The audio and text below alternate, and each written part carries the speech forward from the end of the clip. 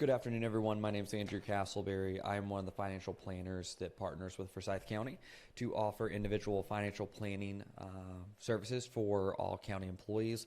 What that means, and because I know that's kind of just a generic little thing, but what that actually means is that we offer individual meetings. So what our process looks like is it's a 2 meeting process. We sit down with an introductory meeting and a plan review meeting. And what we do during that time for county employees is we'll sit down with you and your spouse, walk through where you sit financially, what your goals are, what you're shooting for, how you're invested, where you're investing, what your assets, what your liabilities look like. Really get a good idea of where you sit financially today and what you're trying to achieve in the next 5 years in retirement, whatever that looks like for you. And then I will put together a rough draft plan for you that I'll present to you in the second meeting. We'll kind of finalize that in that meeting so that you can kind of go into this year and into the next year knowing, hey, I'm doing what I need to do to make sure retirement is possible for me, and I am doing what I need to do to make sure I get there as efficiently as possible. And what do I need to change about my plan? Do I change my investments? Do I change where I'm saving, how I'm saving? What does that look like? We'll talk through all of that in those meetings. That's entirely covered by the county. It's part of your benefits package. I strongly recommend you reach out. I'll have my contact information at the end of this today, or you can also reach out to the benefits team and they can get that information to you as well. But the other thing we do is presentations on a quarterly basis. This is to start off 2024. I wanted to do a presentation really based on starting the year off financially strong at that point. So that's what we're going to be talking about today. I have a list of kind of points that are going to be some very finance specific, some just more general, of how to start your year financially strong to put yourself in a good position going into this year and into next year and the next year and the next year. So first off, I want to start with just saying increase your savings. So just increase your savings, and that's not just for retirement, but we are going to be specifically talking about it, but increase the rate of your savings. There's going to be a lot of things that kind of this plays into. One of the big things when it comes to retirement is a gradual increase in the amount you're putting into your 401k. Even a 1% increase, as we'll see in the next slide, can make a dramatic difference on what the balance of that account is when you reach retirement. And as far as increasing your savings, as far as building up a little bit more of an emergency savings if you don't have one, or making sure your emergency savings is growing with potentially your lifestyle adjustment, is a huge factor. Because a lot of people will say, all right, well, I built a $10,000 emergency savings, great, and never adjust that. But their lifestyle might adjust to where that $10,000 just does not cut it if you had a few emergencies. So you want to make sure you're building that up. And guys, I apologize. I have a cough drop in my mouth right now. I'm getting over a little bit of a cold, really COVID, but I'm getting over it. And I just want to make sure that if you see me swallowing or hear me coughing, that's the reason I have a cough drop. I apologize. I know it's not great to listen to at that point. But let's look at this chart right here. So this is something I think is really, really cool, specifically when it comes to increasing retirement savings at this point. So if we look at this blue line, this is someone who started saving 10% from day one into their 401k and continued to save 10% every single year until they retired. Now, that's great. Like, you have a great way of building savings. If you can start at 10%, phenomenal. But a lot of people cannot just go from 0 to 10%. They have to slowly build their way up to it. So the green line is someone that starts at 3%, but then just slowly builds up to 10% with 1% a year. So it takes them about 7 more years to get to 10%. But the difference in end account value isn't that dramatic. It's only about $200,000 difference on a little bit over a $2 million portfolio. So even increasing 1% starting from a small amount is still hugely significant, especially if you are a younger investor. Now, if you're an older investor, you might have to do this a little bit quicker, but if you're a younger investor, do not panic when you hear, oh, you need to save 15, 20, 25% of your income in some places. Just know you can build up to that. It's not I have to go from 0 to 100. You can really start to gradually build in. The key thing is that you are building it. If you start at 3 and stay at 3, as you can see in that blue line, it does not get you nearly as high of an account balance or nearly as probably successful of a plan long term. Next, map out next year's expenses and goals. So you want to make sure you're looking at next year's. And I say this like in January, saying next year, specifically next year, because I don't want you to be in January mapping out the things you want to do in 2024. I want you to do in 2024 January, start map out what you want to do in 2025, what big expenses. That way you actually have time to save for them. Now, if you have a big goal of, hey, I want to go see Banff, Canada, and go hiking in the Rocky Mountains in Canada, or I want to go to island in the Caribbean, or I want to do XYZ, I want to go back to school, I want to do this. Well, a lot of those are going to have fairly significant price tags to them, and they're going to be price tags that for a lot of people aren't going to be able to be saved in 8 months. So it doesn't make a lot of sense to start your year trying to save for things that are going to happen in April or June, because you're not going to have a ton of time to build into those. But if you can say, hey, this is something I want to do 18 months from now, 20 months from now, that gives you a lot more time to actually build for those goals and prepare yourself for those goals, both financially and make sure you're doing that in a way that kind of fits actually what you want to do. And from the expense standpoint, that's a great way to prepare. If you know you're going to have a car that's potentially on its last leg, you have tires that need to be changed relatively soon, you have old appliances, old AC units, start thinking through those things and knowing, hey, we're probably a year out. We need to make sure we have a built up emergency savings for that. So you want to start thinking about next year's goals this year and early in the year so that you can continue to build. Now, 3 is understanding 1 year as a short time frame. And I say this on a lot of different reasons, because a lot of people see 1 year and they think to themselves, man, that's a pretty long time. A lot can happen in a year. A lot can happen in a year. But your retirement plan is not going to be made or broken in a single year. It is going to be consistency year after year after year after year. So don't feel like you need to rush to build something up within 1 year. And don't feel like if you take a step back, it's going to entirely shatter your retirement plan within 1 year. Because ultimately, 1 year is not a long time frame when you talk about your entire lifetime at that point. And I like to show this chart with it because you can kind of see this is the S&P 500 from 1900 all the way to 2020, I believe 2023 right here. So what you end up seeing is there's a lot of bad 1 years in this time period. You had the Depression, World War I, World War II, you had the Korean War, Vietnam War, you had Black Friday. Right here, you had recessions and all these gray lines. You had the dot-com bubble, the financial crisis.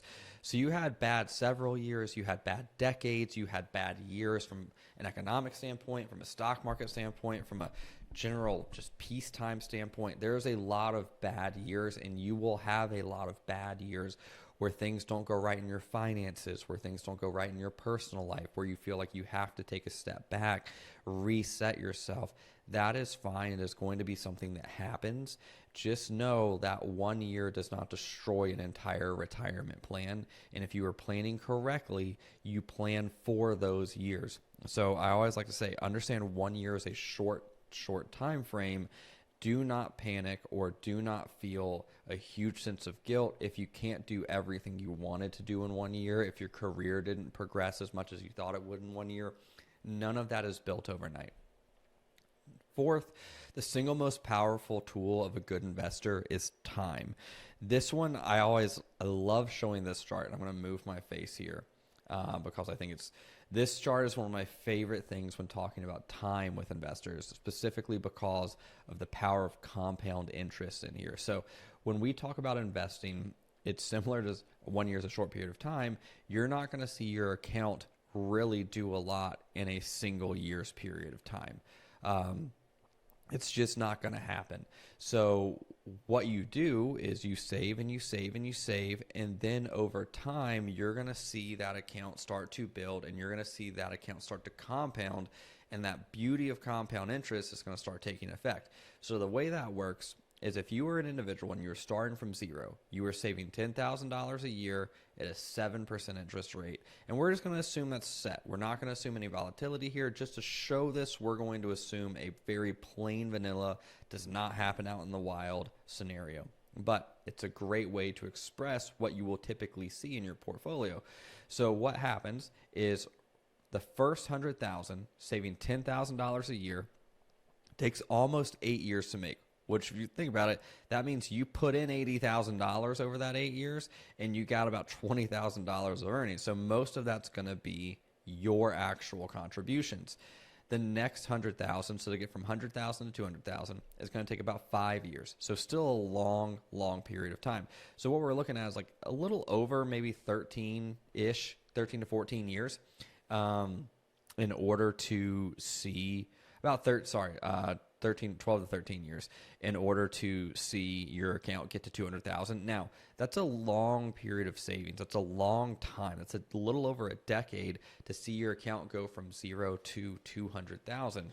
Now, what happens for a lot of people is you'll more than likely have a recession or 2 recessions in that period of time, which means you'll more than likely see that account balance actually lose value. You'll probably have periods where it doesn't feel like anything's happening. It's all your contributions. And in most cases, young investors get frustrated and they tend to look for something else. They'll tend to say, oh, this isn't working. This isn't for me. I don't like this. I've put money in and it's lost money for 2 years, or I've put money in and it hasn't gone anywhere. I thought I was going to get people keep telling me I'm going to get a 7, 8, 9, 10% return. I haven't seen it. And a lot of times when you think about investing, it's not a linear return. It's not interest on a savings account that happens every single month. You might get a really high 20-25% return one year, and then a 6% return the next year, and a negative 12% return the next year, and then a negative 10% return the next year, and then you might get a 5% return the next year, and a 30% return the next year, and it creates an average that might be 7, or an average that might be 8, or an average that might be 9. But that's not the annual return you get every single year. So a lot of times, if you're a young investor and you haven't given yourself time to go through kind of those cycles, you might hit a time where you're jumping in right after a really good year, but your first impression is, all right, well, I just put money in because everyone said the market was doing well, and immediately I lost 12%. And then the next year I only got 5% up, so it's been 2 years and I still feel like I've lost money. It takes time to build. It takes time to see that money grow. So do not let 1 or 2 or even 3 years hinder your ability to continue to invest, because it takes time. And it goes back to that point of 1 year is a very, very short time frame. I mean, if you could be an investor at the beginning of the dot-com bubble right here, and it takes you 12 years to see your assets grow, but by the time you get there, if you'd consistently invested during that time, once you get here, your assets are going to balloon like nothing else, because you've bought in at cheap, underpriced market for about a decade at that point. Now, back to this though. So I say that there's a way of saying continue to keep investing. Do it automatically. Don't think about it. Just get invested and stay consistent. That is going to be your best bet to build wealth over time, because what ends up happening is we've spent that first 12 years here. That next 100,000 takes a little under 4. That next 100,000 takes 3. Next 100,000 takes 2.5. Then 2. Then under 2. And then under 2 and under 1.5. Under 1.5. It gets smaller and smaller. So this last 400,000 right here, it's about the same amount of time that it takes you probably to sit somewhere within this 100,000 at that point.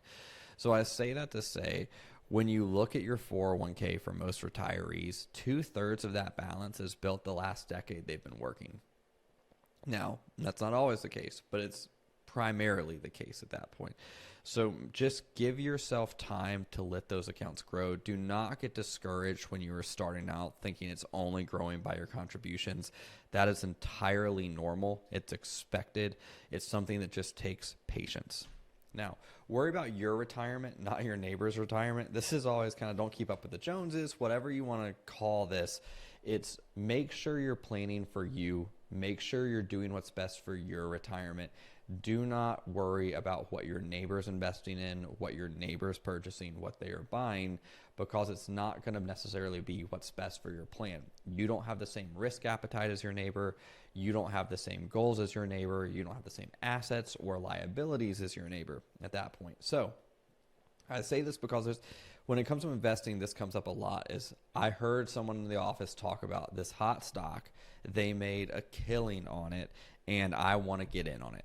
So usually, and this is not all the case, but most of the time, if you hear someone say, I made a killing on something, and it's just in the office and you do not work at a hedge fund, more than likely, everyone already knows that that stock was great and made a killing. So by the time you invest in it, any sort of benefit on that is done. So you might be investing already at the top after it hit 100, and then it just kind of trails off. Think about someone that's peaking in their career. Everyone starts to know about them. Oh, this person's the greatest of all time, blah, blah, blah.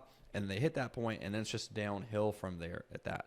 Again, not always the case, but in most cases, by the time you would hear about something, usually all the benefit of its growth has already happened. Now, when we talk about risk levels, though, what you would consider risky and what a coworker might consider risky are two very different things. So I'd like to show this like a lower risk profile as a higher risk profile. So take like a 25-year-old that's a little bit lower risk and a 25-year-old that's a little bit higher risk. These portfolios can do very different things, even just having slightly more bond exposure or slightly more stock exposure. Either way, just because you're not entirely sure what the other person's doing. So on a great year, this account might return 15%. This one might return 18%. And you might be like, oh man, well, I really wanted the 18%. Yeah, but in a negative year, this might drop 20%, where this might drop maybe 15%. And then at that point, this is the better one, but it's just going to be based on whichever one you want long term personally. So it's going to be based on your plan as well. So I would say in contrast, like this 75-year-old versus this 75-year-old, this guy's a little bit more aggressive. This guy's a little bit more conservative. Well, this guy might have a lot more money. So he's more aggressive, but he's investing part of his assets for his children already. Whereas this guy might be a little bit less well off and needs to make all of his account last for him in retirement. So he needs to be more conscious about down markets at that point.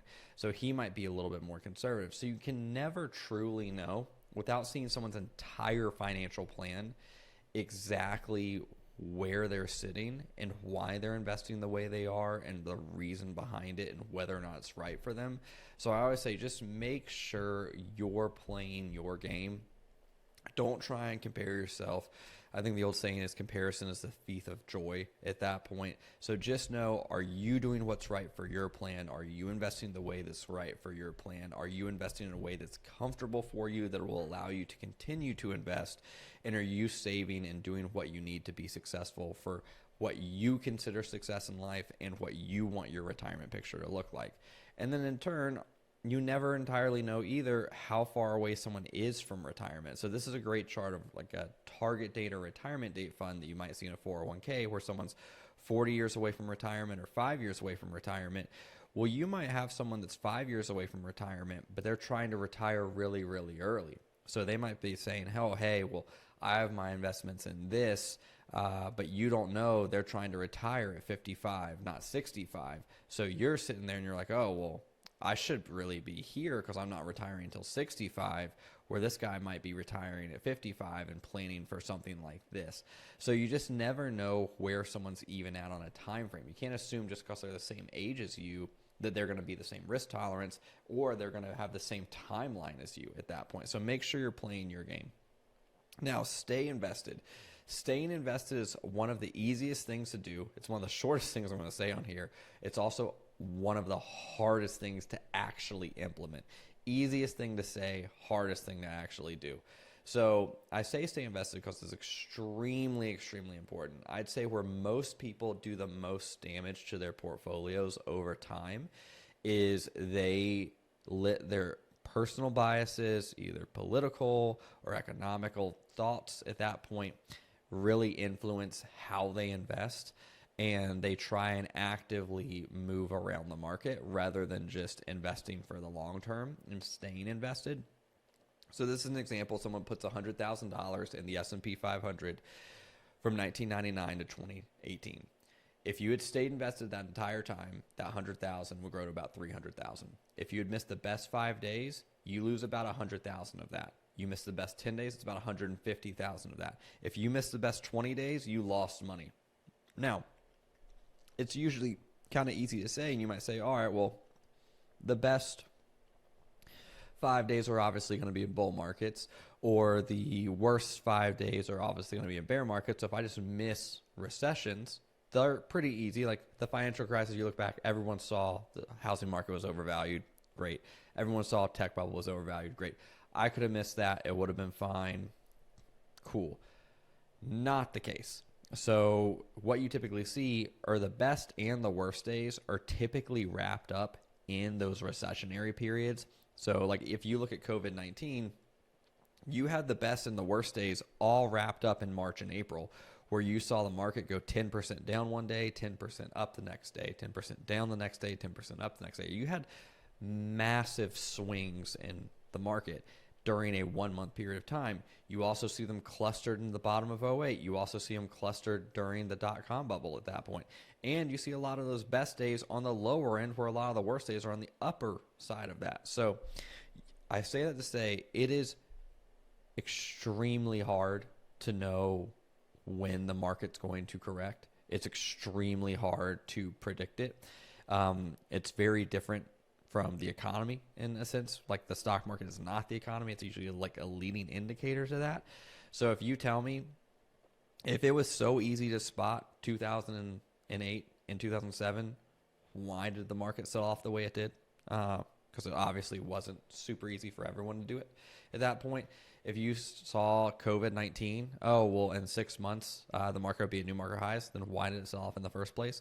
There's a lot of kind of situations like that where you just say, all right, well, if it was so obvious at the time, why did the market react like this? Why did traders and investors actually react like this? It's much easier just to set a plan, set a risk tolerance, build a portfolio around that, and stay invested for the long haul. You will more than likely do far, far better.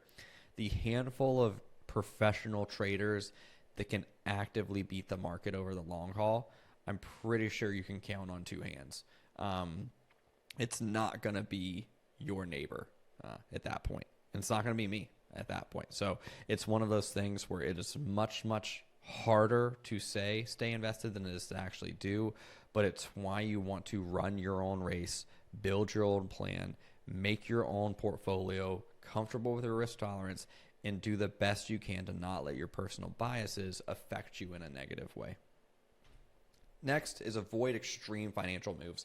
And this is something where if you just can't scratch that itch, if you feel like you have to do something in your portfolio and you're like, hey, I know I've built this, then avoid the extremes. So if we're going through a 2008 and you're like, all right, I got to go to cash. Don't go from 100% invested to cash. Maybe just go from 100% invested to maybe 80% invested and 20% cash, like a minor change, something it's still big, it's still significant, but it's not an extreme move, because the extreme moves are the ones that have a much, much higher likelihood to hurt you long term and a much higher likelihood that you will regret. Like taking on an extreme amount of debt, doing something extremely risky. Yes, it's high reward, but it's also very high risk. And in most cases, you will find long term, you will probably end up regretting those. Allow for setbacks. And this goes back to that idea that 1 year is a short period of time. Everything's not going to go right each year. And it's really the ability to continue making little steps forward year in and year out that's going to provide kind of the biggest gain for you. It's not going to be jumping 100 steps ahead in 1 year that does it. It's going to be taking 2 or 3 steps forward in 1 or 2 years and only 1 step backwards, and 2 or 3 steps forwards. You're still going to gain. And I like to show this chart because it's the power of kind of tiny gains. So I look at this and say, all right, if you were 1% better every day for a year, you are much, much better than you were. But if you were 1% worse every day for a year, you're worse off, but you're not nearly as worse off as you'd be better off at that point. So just focus on, if you have a setback year, a year where you have to pick up more debt, a year where you're not able to save as much, a year where you're not able to see that career progress the way you thought it was going to, just know it's fine. It builds literally. Even if it's a year where your career sets back, but you were able to save a little bit more, or if you can just kind of pivot what that might be, just make sure you're trying to make little changes and allow yourself a setback year time and time again, because it's going to happen, and just don't let it throw off your entire life's plan. Lastly, know your goal. And I do this for a couple different reasons, not just from an investments and retirement plan standpoint, but also from a career and income progression standpoint. So think about, where do you want to be in 1 year? Then think about, where do you want to be in 10 years? So first off, where do you want to be in 1 year? So what do you want to be doing? Is there anything short term you can kind of work on? This might not be a career goal. It might be putting yourself in a position where you feel comfortable to ask for a raise. So maybe doing a little bit more work, showing a little bit more, tracking a little bit more to where you're in a position of strength at work to ask for a raise to build that income. Maybe it's you want to be saving 2% more by the end of the year, but it's going to be a stretch. So you're progressively building that up. So little things at that point. Where do you want to be in 10 years? So where do you want to be in 10 years? That's going to be more career driven at that point for younger individuals, and retirement driven for older individuals. So if in 10 years you say, all right, with the job I'm at right now, what does that job look like in 10 years? And just think about that. All right. With what that picture is in your mind, is that something you want to be doing in 10 years? Is the career path for where you're at where you want to be in 10 years? Is 10 years from now a promotion? Is it your boss's job at that time? Do you want to be doing that job? Is it something where you're staying kind of independent contributor and you just continue to do what you're doing with a slightly higher pay? Is that fine with you? And if that is perfect, great. Continue to do what you're doing. You're killing it. You're happy with what you're doing. The income's good for you. You're fine. If it's something where you don't like where that career progression is, or the income progression isn't where you want it to be, then it's, well, what do I need to start doing? Like, how can I get to where I'd like to be in 10 years? So if 10 years you're saying, I don't want to be where this job leads me, I want to be somewhere else. Well, then that 1 year change, that where do you want to be in 1 year, starts to be like, all right, is it updating my resume this year? Is it putting out job offers this year? Is it trying to move departments laterally this year? That could be something, and that can affect that 10-year goal. So once you've kind of thought through that 10-year and that 1 year, they kind of work hand in hand with what you want to be doing. And then it's, how can I get there? Like, what do I need to do to get there? And what do I need to start doing to make that happen? That's the next two questions, is how do I get there? And then what do I need to start doing? So how do I get there? Is it getting a different income, or getting a different education? Do I have to get a master's degree? Is it switching jobs? Is it having a conversation with my manager? Is it, I don't know the answer to the second question, and so how do I get there? So the next question is, well, what do I need to start doing to make that happen? Well, maybe that's just talking to your supervisor, talking to your manager, saying, hey, what is the career progression here? What does that look like? Where will I be in 10 years? But start asking those questions, because you can save, you can plan all you want, but your career progression, your income progression are going to be monumental factors to your long-term success and your long-term satisfaction out of your career, and what you do with a large part of your time at that point. So make sure you're taking the time to plan around that. And if you're a retiree or about to be a retiree, then make sure if 10 years it's, hey, I want to be retired, but I'll be 5 years into retirement. What does that look like for you? What do you want to do in retirement? And if your answer is travel, you haven't thought about it well enough, because you're not traveling 365. I mean, there's this handful of people you read on Yahoo Finance articles that go on cruises 365. But for most people, you're not taking 3 vacations every week out of the year. So what do you want to do with your time? Do you have a hobby? Do you have something you want to get into? Do you have some volunteering? Do you want to work part-time? Just whatever it might be, but start thinking about what you want 10 years to look like. Or if it's you're about to retire, or if it's you're 10 years out from retirement, how do I make the last 10 years of my career really work to increase that retirement picture? What can I do to get there? But start asking yourselves these questions to make sure you're on track for what you want to do. Lastly, I appreciate you guys listening. Check out all our other videos. They're in our video library. Again, if you're a Forsyth County employee, reach out to me at myretirementplan at investplanadvise.com. Everything's going to be covered by the county. We can set up individual meetings. This is my phone number as well. But thanks for listening, and hope you guys have a great afternoon.